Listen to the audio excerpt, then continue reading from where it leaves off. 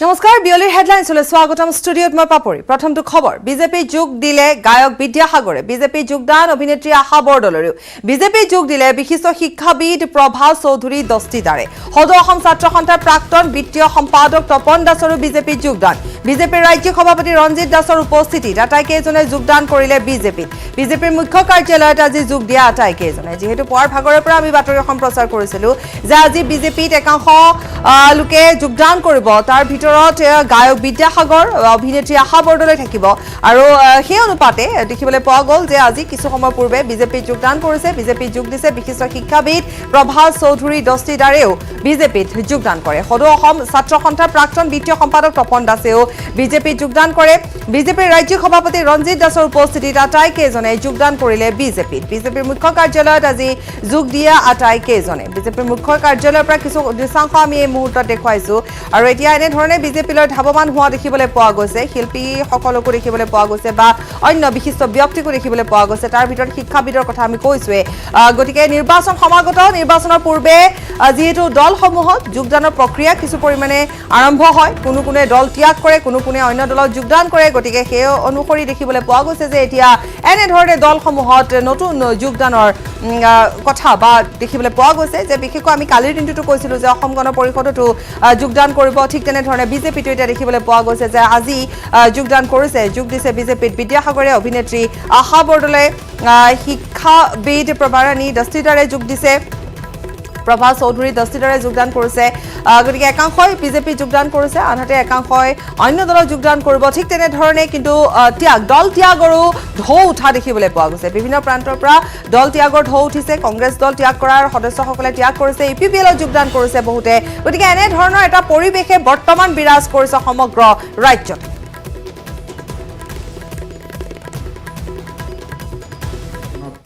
মই 2009 চনত বিজেপিৰ নীতি আদৰ্শৰ প্ৰতি আকৃষ্ট হৈ 2009 চনতে যেতিয়া বিজেপিৰ বেয়া দিন দেই 2009 চনত বিজেপিৰ অসমত তেতিয়া বেয়া দিন তেতিয়া কিন্তু বিদ্যাসাগৰে জইন কৰিছিলে বিজেপিত আৰু তাৰ পৰা নিৰৱচ্ছিন্নভাৱে বিজেপিতে মই আছোঁ মোৰ মৰেল ছাপোৰ্ট বিজেপিত সদায় আছিলে আৰু মই যিহেতু এখন বেলেগ ক্ষেত্ৰত কাম কৰি আছিলোঁ মই কৈছিলোঁ আৰু সেইটোক লৈ এটা বিতৰ্ক হৈছিলে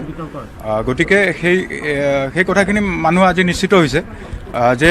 সেই সময়ত যেতিয়া মই মোৰ নিজৰ স্থিতি স্পষ্ট কৰিছিলোঁ আৰু মই তেতিয়া কোনো চৰকাৰী পদবীত অধিষ্ঠ নাছিলোঁ বা মোৰ তেনেকুৱা কোনো ধৰণৰ ব্যৱস্থা নাছিলে মই সাধাৰণ সদস্য হিচাপে আছিলোঁ আৰু তেতিয়া যিহেতু এটা ৰাইজৰ লগত আমি শিল্পীসকল আছোঁ ৰাইজৰ আৱেগ অনুভূতিক আমি শ্ৰদ্ধা কৰোঁ আৰু সেই হিচাপে মই ৰাইজৰ লগত গৈছিলোঁ এতিয়া চাওক এতিয়া যিসকলে নেতৃত্ব লৈছিলে বিদ্যাসাগৰৰ নেতৃত্বত নাছিলে বিদ্যাসাগৰে কা আন্দোলনৰ নেতৃত্ব দিয়া নাছিলে যিসকলে নেতৃত্ব দিছে তেখেতসকলক আপোনালোকে এইটো প্ৰশ্ন কৰিলে বেছি ভাল হয় কাৰণ তেখেতসকলৰ নিজৰ স্থিতিৰ পৰা তেখেতসকল নিজেই বিচলিত হৈছে আজি কা আন্দোলনৰ যিটো মুখ্য উদ্দেশ্য সেই উদ্দেশ্য পিছ পৰি গৈছে তেখেতসকলৰ যি ৰাজনৈতিক সমীকৰণ সেইটো হয়তো মোৰ যিহেতু মই গণতান্ত্ৰিক এখন দেশত থাকোঁ গতিকে মোৰ নিজৰ ব্যক্তিগত কথা মই কোনটো দলক মই চুজ কৰোঁ সমগ্ৰ অসমবাসীক ভুল ব্যাখ্যাৰে এটা আৱেগিক আন্দোলনলৈ লৈ যোৱা হৈছিলে যাৰ পৰিপ্ৰেক্ষিতত আজি অসমবাসীয়ে এনেকুৱা ধৰণৰ পৰিস্থিতি দেখিবলৈ হৈছে নহ'লে এইটো সুচাৰুৰূপে চলিলে ধন্যবাদ আজিৰ পৰা ভাৰতীয় জনতা পাৰ্টিত যোগদান কাৰ্যসূচী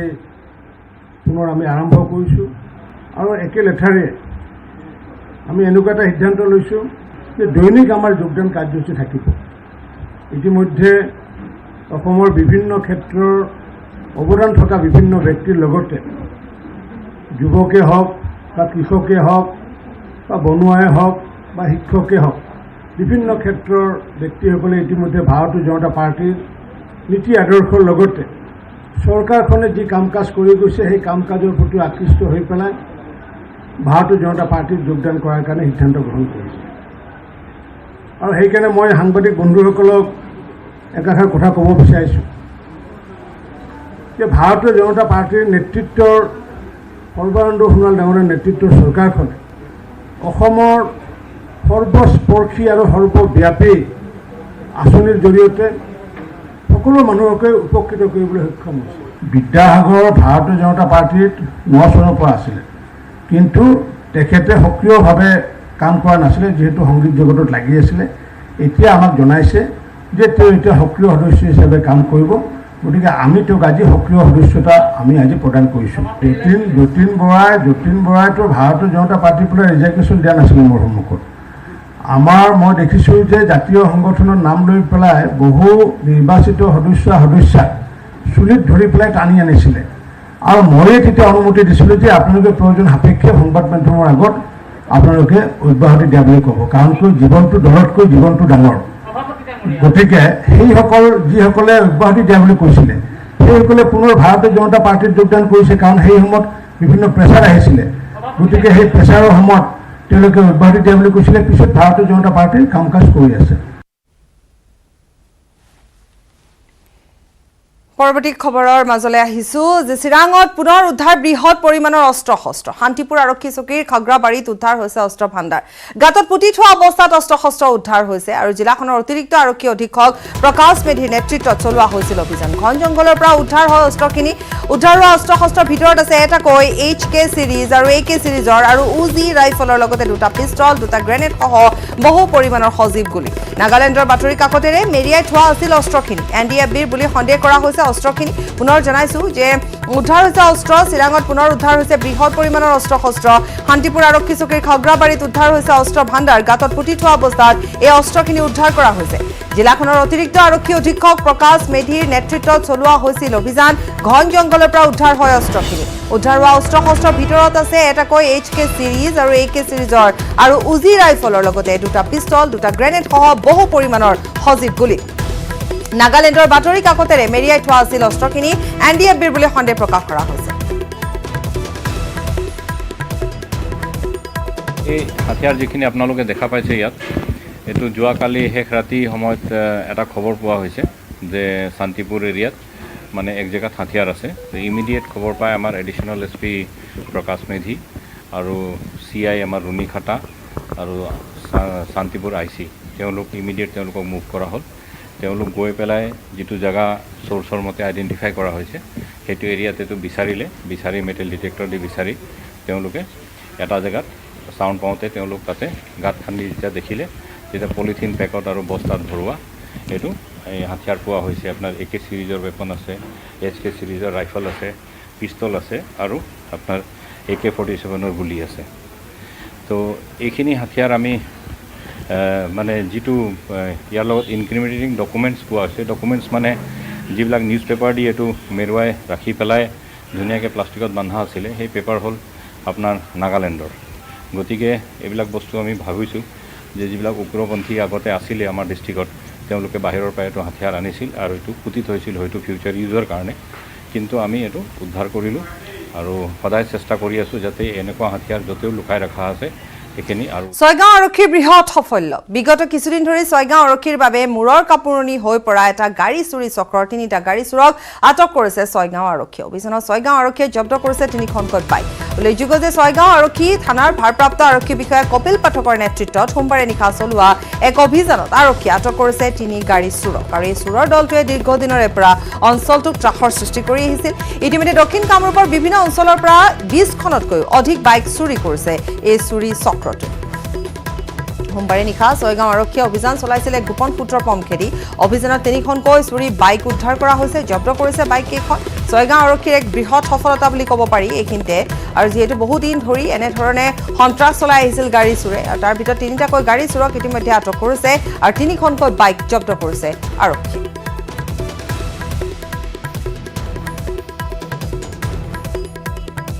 ডিব্ৰুগড়ৰ অসম মেডিকেল কলেজ হাস্পতালত আজব ঘটনা সংঘটিত হৈছে। সদ্যজাত নৱজাতকক মোনাত ভৰাই এগৰাকী মহিলাৰ পলায়নৰ চেষ্টা। নিজৰ সদ্যজাত সন্তানটিক মোনাত ভৰাইছিল মহিলাগৰাকীয়ে। কৰোনা সংক্ৰমণৰ ভয়ত চিকিৎসালয়ৰ পৰা পলায়নৰ চেষ্টা কৰিছিল বুলি মহিলাগৰাকীয়ে জানিবলৈ দিছে। প্ৰসূতি বিভাগৰ পৰা পলায়নৰ চেষ্টা কৰিছিল মহিলাগৰাকীয়ে। বিভাগটোৰ নিৰাপত্তাৰক্ষীৰ হাতত ধৰা পৰে মহিলাগৰাকী। সম্প্ৰতি মাতৃ সন্তানক পুনৰ প্ৰসূতি বিভাগতে চিকিৎসাৰ ব্যৱস্থা কৰা হৈছে। সোমবাৰে MCHৰ পৰা পলায়ন কৰিছিল মহিলাগৰাকীয়ে। দেওবাৰে মহিলাগৰাকীয়ে MCHত জন্ম দিছিল এটি সন্তান।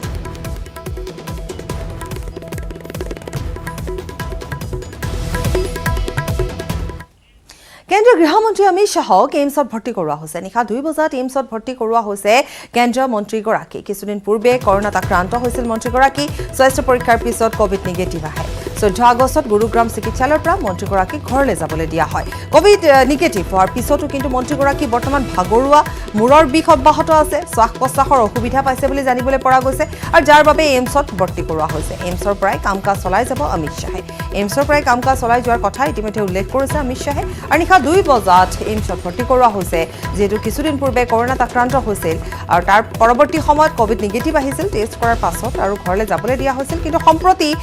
উশাহ নিশাহত কষ্ট পাইছে শ্বাস প্ৰশ্বাসত আৰু লগতে মূৰৰ বিষত ভুগিছে গতিকে ইতিমধ্যে এইমছত ভৰ্তি কৰা হৈছে আৰু যিসমূহ কাম কাজ সেয়া এইমছৰ পৰাই চলাই যাব বুলি জনোৱা হৈছে ব্ৰেকিং নিউজ অভিনেতা অক্ষয় কুমাৰক ধন্যবাদ সৰ্বানন্দ সোণোৱালৰ টুইটযোগে মুখ্যমন্ত্ৰীগৰাকীয়ে জনাই ধন্যবাদ অসমৰ বান সাহায্য শিবিৰলৈ 1 কোটি টকাৰ অনুদান আগবঢ়াইছে অভিনেতা অক্ষয় কুমাৰে অসমৰ বৰ্ণাঢ্যসকলে অভিনেতাগৰাকীয়ে আগবঢ়াইছে এই অনুদান অসমৰ বৰ্ণাঢ্যসকলৰ বাবে আগবঢ়াইছে ইয়াৰ পূৰ্বেও আগবঢ়াইছিল আৰু এইবেলিও অভিনেতাগৰাকীয়ে পুনৰ এবাৰ নিজৰ বদান্যতা দেখুৱাইছে তেওঁ 1 কোটি টকা ইতিমধ্যে দিছে গতিকে তাৰ বাবে মুখ্যমন্ত্ৰীগৰাকীয়ে ধন্যবাদ জ্ঞাপন কৰিছে টুইটযোগে মুখ্যমন্ত্ৰীগৰাকীয়ে ধন্যবাদ জনাইছে অসমৰ বান সাহায্য শিবিৰলৈ 1 কোটি টকাৰ অনুদান পুনৰ এবাৰ অভিনেতা অক্ষয় কুমাৰৰ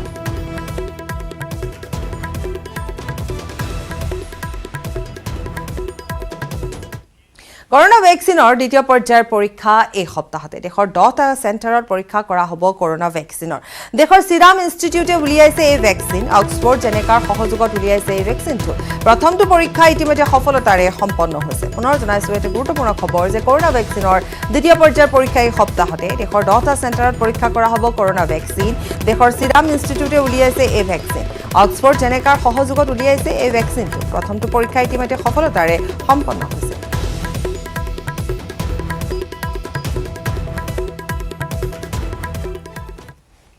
খবৰ আৰু আছে সময়টি বিৰতি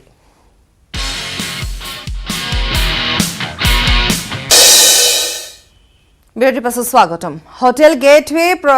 গ্ৰেণ্ডত প্ৰদেশ কংগ্ৰেছৰ কোৰ কমিটিৰ বৈঠক এই মুহূৰ্তৰ ব্ৰেকিং নিউজ এআইডিএফৰ মিত্ৰতাক লৈ হৈছে বৈঠকখন আজিৰ এই বৈঠকতে এআইডিএফৰ মিত্ৰতাক লৈ লোৱা হ'ব সিদ্ধান্ত এক গুৰুত্বপূৰ্ণ বৈঠক অনুষ্ঠিত হৈছে হোটেল গেটৱে গ্ৰেণ্ডাৰত আৰু প্ৰদেশ কংগ্ৰেছৰ কোৰ কমিটিয়ে বৈঠক অনুষ্ঠিত কৰিছে এআইডিএফৰ মিত্ৰতাক লৈ হৈছে এই বৈঠকখন আৰু আজিৰ এই বৈঠকতে এআইডিএফৰ মিত্ৰতাক লৈ লোৱা হ'ব সিদ্ধান্ত কাৰণ বহুদিনীয়া চৰ্চিত এটা বিষয় কংগ্ৰেছ এআইডিএফৰ মিত্ৰতা আৰু আজিৰ দিনটো যিহেতু কোৰ কমিটিৰ এখন বৈঠক অনুষ্ঠিত হৈছে গতিকে এই বৈঠকতো নিশ্চিতভাৱে ৰণনীতি প্ৰস্তুত কৰাও হ'ব পাৰে গতিকে বা কেনেকুৱা ধৰণৰ গুৰুত্বপূৰ্ণ সিদ্ধান্ত গ্ৰহণ কৰা হ'ব সেয়াও নিশ্চিতভাৱে লক্ষণীয় হ'ব পৰৱৰ্তী সময়ত কিন্তু মিত্ৰতাৰ প্ৰসংগ উত্থাপন হৈছে গতিকে এআইডিএফৰ মিত্ৰতাক লৈ নিশ্চিতভাৱে এই বৈঠকখন অনুষ্ঠিত হৈছে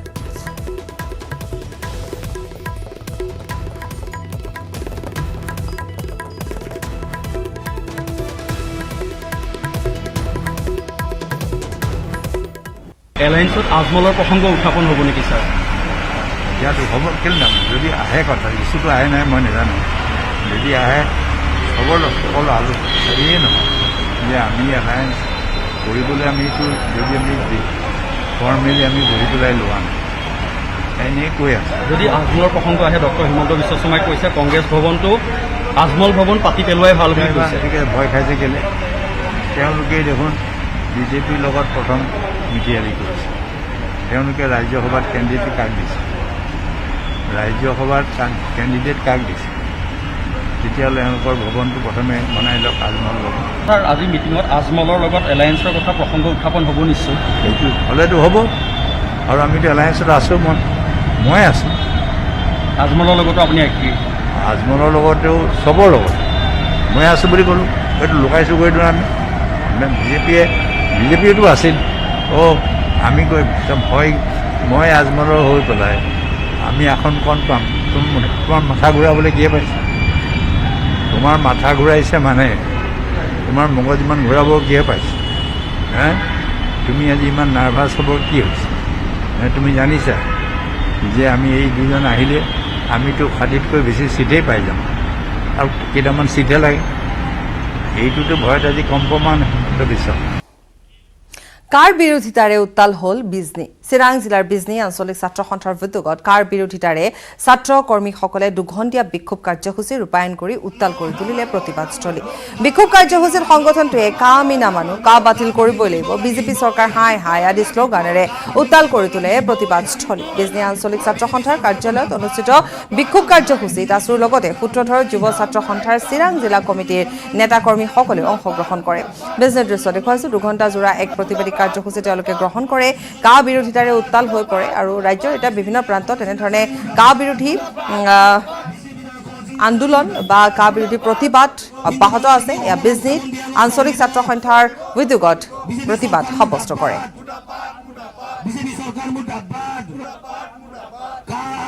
বিজনী আঞ্চলিক ছাত্ৰ সন্থাই কেন্দ্ৰীয় আৰু অসমৰ বিজেপি মিত্ৰজোঁট চৰকাৰখনক পুনৰবাৰ সকীয়াই দিব বিচাৰিছোঁ এই আইনখন অতি সোনকালে বাতিল কৰক বিজেপি আৰু অগপ মিত্ৰজোঁট চৰকাৰখনে অসমত কা নামৰ জাতিদংকী আইনখন জাপি দি অসমীয়া জাতিৰ ভাষা সংস্কৃতি যি নিশেষ কৰাৰ চেষ্টা কৰিছে তাৰ দুৰ্ঘৰ বিৰোধিতা আমি বিজনী আঞ্চলিক ছাত্ৰ সন্থাই কৰিছোঁ আৰু এই কোভিড-19ৰ কাৰণে আমি বিজনী আঞ্চলিক ছাত্ৰ সন্থাই কিছুদিনৰ কাৰণে আমি আচলতে কাৰ্যসূচীবিলাক স্থগিত ৰাখিছিলোঁ কিন্তু যিহেতু এতিয়ালৈকে নাগৰিকত্ব সংশোধনী আইনখন বাতিল নকৰিলে এই ভণ্ড বিজেপি চৰকাৰখনে সেইকাৰণে আমি বিজেপি নেতৃত্বাধীন চৰকাৰখনৰ বিৰুদ্ধে বিজনী আঞ্চলিক ছাত্ৰ সন্থাই পুনৰ এমাহজোৰা কাৰ্যসূচী ঘোষণা কৰিছোঁ অসমীয়া জাতিধ্বংসী যি আইন আনিছে এই আইনখন বাতিল কৰক অন্যথা অসমৰ ৰাইজ কিন্তু ক্ষান্ত নাথাকে অসমৰ প্ৰান্তে প্ৰান্তে বিজনী আঞ্চলিক ছাত্ৰ সন্থাৰ গাঁৱে ভূঞে চহৰে নগৰে প্ৰান্তে প্ৰান্তে কিন্তু এই আন্দোলন গঢ়ি তোলা হ'ব ডিব্ৰুগড়ত জ্যেষ্ঠ কংগ্ৰেছীৰ পদত্যাগৰ ধুম ডিব্ৰুগড় জিলা কংগ্ৰেছৰ মুখ্য কাৰ্যালয় ৰাজীৱ ভৱনত ডিব্ৰুগড় জিলা কংগ্ৰেছৰ সাধাৰণ সম্পাদক তথা মুখপাত্ৰ বিনোদ বুঢ়াগোহাঁইৰ পদত্যাগ লাহোৱাল ব্লক কংগ্ৰেছৰ কাৰ্যালয়ত লাহোৱাল ব্লক কংগ্ৰেছৰ সভাপতি তথা প্ৰাক্তন বকুল জিলা পৰিষদৰ সদস্য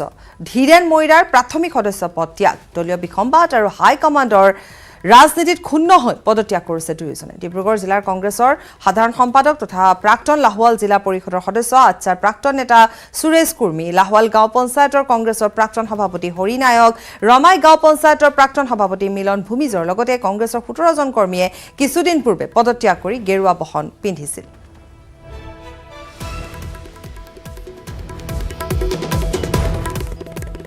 কংগ্ৰেছৰ সদস্য পদৰ জিলা কংগ্ৰেছৰ সাধাৰণ সম্পাদক মুখপাত্ৰ পদত্যাগ কৰিলে কংগ্ৰেছ দলৰ প্ৰাথমিক সদস্যৰ পৰা পদত্যাগ কৰিছোঁ আৰু লগতে মোৰ লগত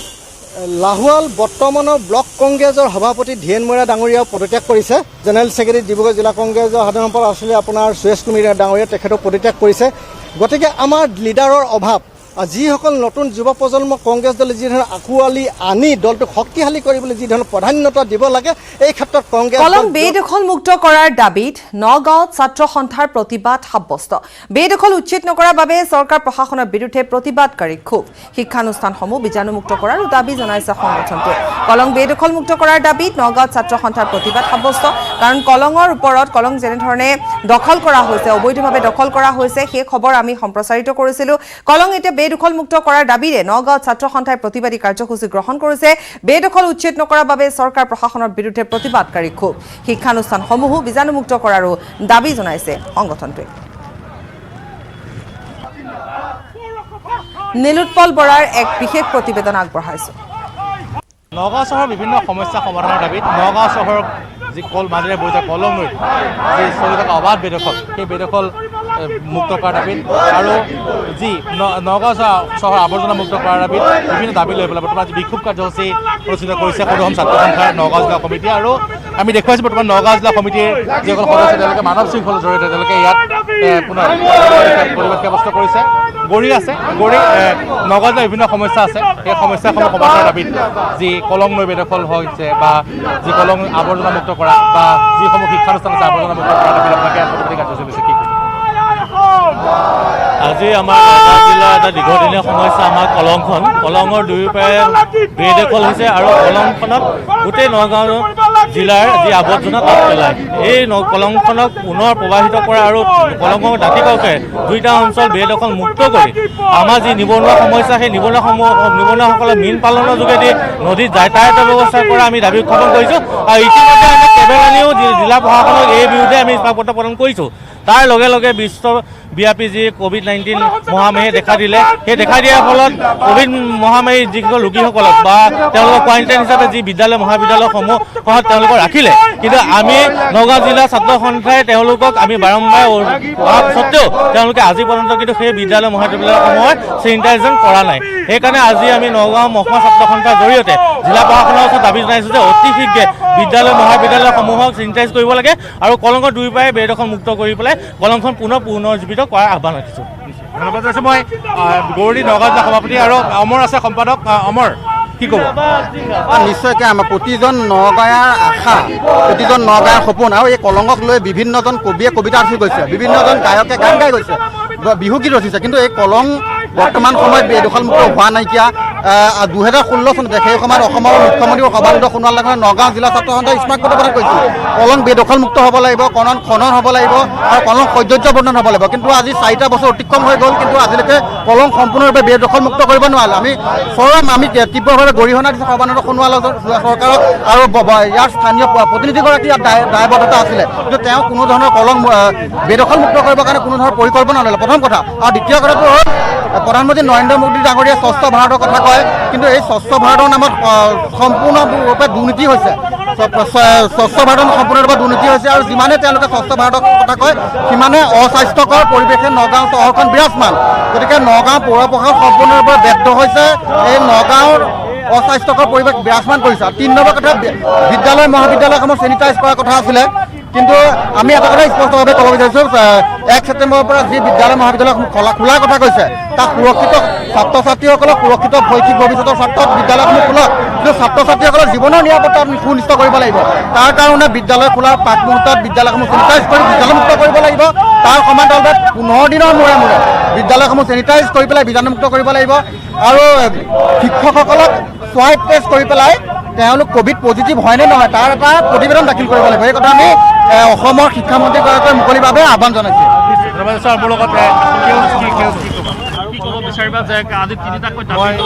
বৰ্তমান দেখুৱাই আছোঁ যে বৰ্তমান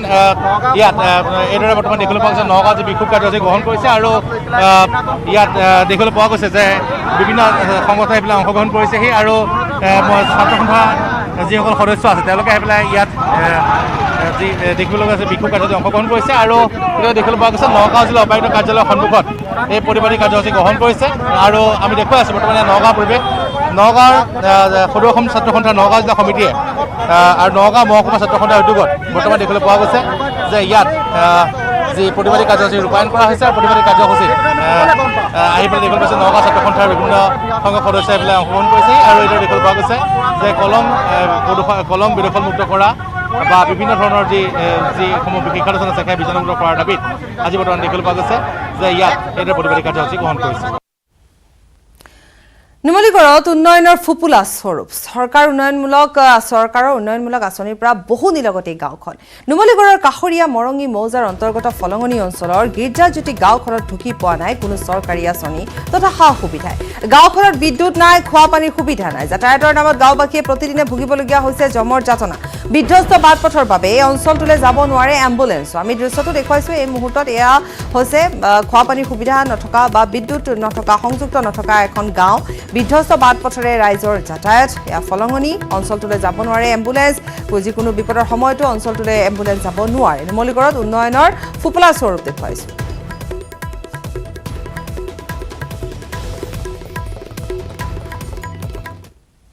আমাৰ গাঁৱত কাৰেণ্ট নাই ৰাস্তা পদূলি মানে বোকা দিনত ইমান কষ্ট পায় ল'ৰা ছোৱালীকেইটা বোকা সময়ত চাইকেলত যায় আৰু মানে স্কুল পঢ়িবৰ কাৰণে দিগদাৰ হয় আৰু এনেকুৱা কাৰেণ্ট নাই পঢ়িবৰ কাৰণে দিগদাৰ হয় খোৱা পানী নাই খোৱা পানী পুখুৰীৰ পানী খাই আছোঁ চৰকাৰৰ মানুহ কোনোবা আহে নাই ইয়ালৈ নাহে আজিলৈকে ইমান বছৰ হৈ গ'ল মই দেখাও নাই আৰু শুনাও নাই আমাৰ গাঁৱত 5বাৰমান এতিয়ালৈকে ছাৰ্ভে কৰিলে কিন্তু আমি এতিয়ালৈকে একো ৰিজাল্ট পোৱা নাই বিশেষকৈ এতিয়া অনলাইন ক্লাছবোৰ হৈছে ল'ৰা ছোৱালীৰ পঢ়িবলৈ অসুবিধা হৈছে মোবাইল চাৰ্জ কৰিবলৈ সুবিধা নাই আৰু আমাৰ ৰাস্তা পদূলি একদম প্ৰায় বেয়া মানে 108ৰ সুবিধা আছে চৰকাৰে দিছে কিন্তু মানে কিবা বিপদ আপদ হ'লে মানে আমাৰ ঘৰে ঘৰে মানে সুবিধাটো আমি ছাৰ্ভিচটো নাপাওঁ গতিকে বহুত দূৰতে থাকে আমি ইয়াৰ পৰা বেমাৰীক পেচেণ্টক বুকি লৈ যাব লাগে সেই সব অসুবিধা আছে আৰু পানী খোৱা মানে পানী খাবলৈ একো সুবিধা নাই ৱাটাৰ ছাপ্লাই আছে কিন্তু বহুত দূৰত আমাৰ ইয়ালৈকে পাইপলাইন নাই সামাজিক দূৰত্ব বৰ্তাই অনুষ্ঠিত হ'ব বিধানসভাৰ অধিৱেশন এই মুহূৰ্তৰ ব্ৰেকিং নিউজ বিভাগীয় প্ৰশ্ন থাকিলেহে সদনত উপস্থিত থাকিব মন্ত্ৰী প্ৰশ্ন নাথাকিলে নিজ কাৰ্যালয়ৰ কক্ষত থাকিব মন্ত্ৰীসকল বিধায়কৰ মাজত ব্যৱধান ৰখাৰ ব্যৱস্থা কৰা হৈছে দৰ্শকৰ প্ৰৱেশৰ সুবিধা নাথাকিব বিষয়ৰ উপস্থিতিৰ ক্ষেত্ৰতো সীমাবদ্ধতা থাকিব এনেধৰণে নতুন প্ৰটকল যেহেতু কৰা হৈছে কিছু নিয়মানুৱৰ্তিতা ৰখা হৈছে সামাজিক দূৰত্ব বৰ্তাই অনুষ্ঠিত হ'ব এইবেলি বিধানসভাৰ অধিৱেশনৰ বাবে প্ৰস্তুতি ইতিমধ্যে প্ৰায় সম্পূৰ্ণ কৰি তোলা হৈছে যাতে কোভিড প্ৰটকল মানি কেনেধৰণে অধিৱেশন অনুষ্ঠিত হ'ব তাৰ বাবে এনেধৰণে আলোচনা কৰা হৈছে যে সামাজিক দূৰত্ব বৰ্তাই ৰাখি বিধানসভাৰ অধিৱেশন অনুষ্ঠিত হ'ব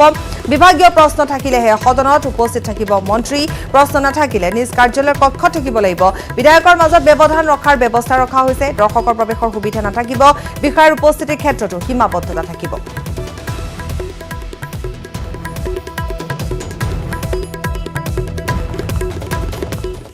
খবৰ অব্যাহত থাকিব সময় বিৰতি